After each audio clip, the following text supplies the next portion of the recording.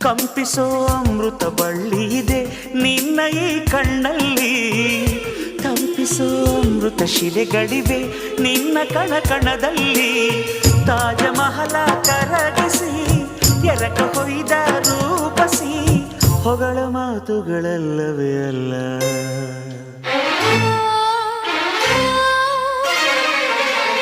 ನಿನ್ನ ವಿನಃ ಏನಿಲ್ಲ.